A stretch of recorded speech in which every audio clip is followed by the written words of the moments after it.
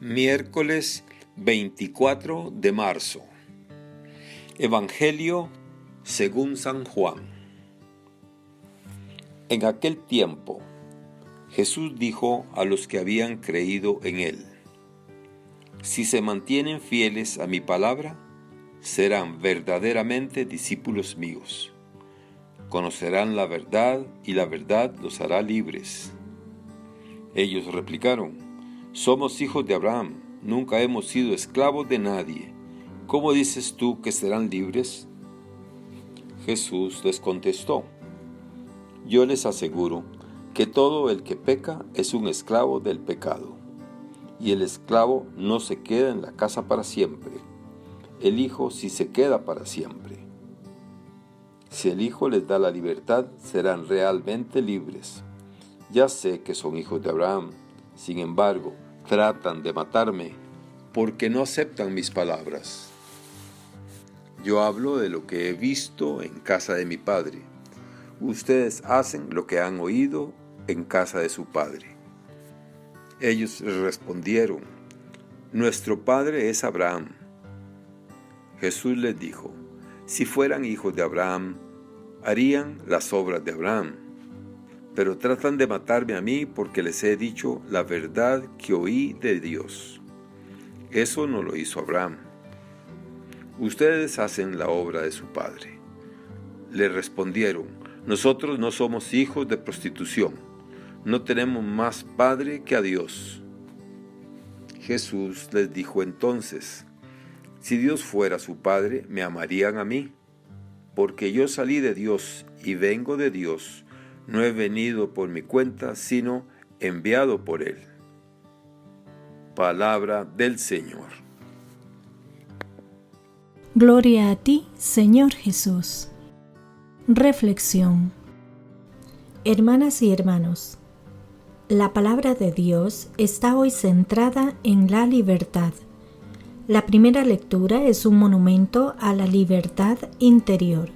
La libertad de no inclinarse ante los ídolos, no importa si antiguos o modernos. La libertad de ser fiel a sí mismo, a la propia conciencia, de no ceder ni a halagos ni a amenazas, incluso si ello supone pagar un alto precio, incluido el de la propia vida. En el Evangelio, Jesús nos enseña el núcleo y el sentido de la verdadera libertad. Ser libre es, por oposición, no ser esclavo. Esclavo es el dependiente, el que tiene secuestrada su libre voluntad y se reduce a ser la prolongación forzosa de la voluntad de otro. Hay formas directas y brutales de esclavitud, en las que el ser humano es reducido a objeto de posesión. Aunque sigue existiendo, por desgracia, hay hoy un amplio consenso que rechaza esta forma degradante de tratar al ser humano. Pero hay también formas sutiles de esclavitud que, además, se justifican muchas veces en nombre de la misma libertad. Una libertad degradada y corrompida. Se trata del sometimiento a los nuevos ídolos en forma de dependencia de sustancias como el alcohol o las drogas, o del juego, o de formas de comportamiento deshumanizantes, o de ideologías que prometen lo que no pueden dar, o simplemente de la presión ambiental.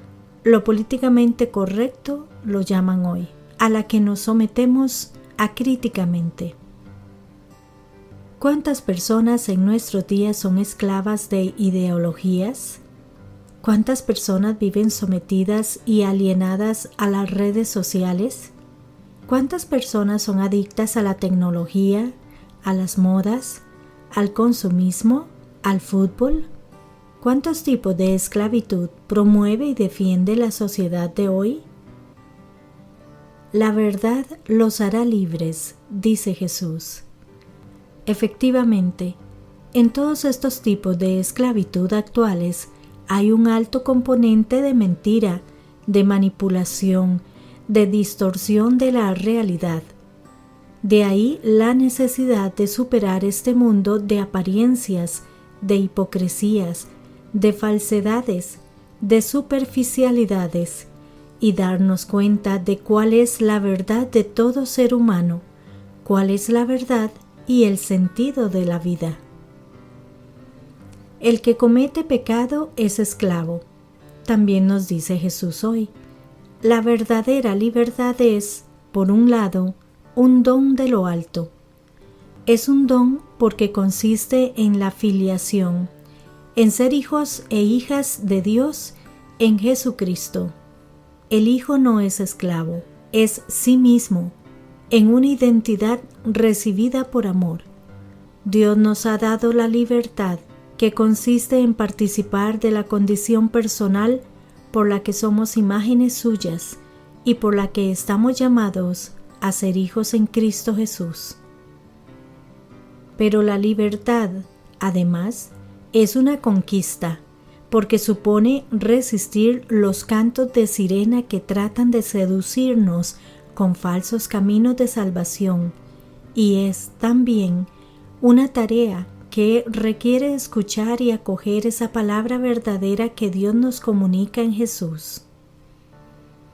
Los 3 jóvenes de la corte babilónica de la primera lectura, símbolo del mundo y sus seducciones, no se inclinaron ante el ídolo de oro y fueron arrojados al horno 7 veces más ardiente. Pero las llamas no les tocaron.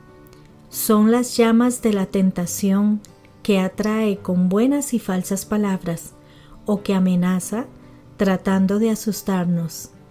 Si escuchamos la palabra de Jesús y la adoptamos como norma de nuestra vida, sentiremos con frecuencia crujir en torno nuestro el fuego de la tentación, seductora o amenazante.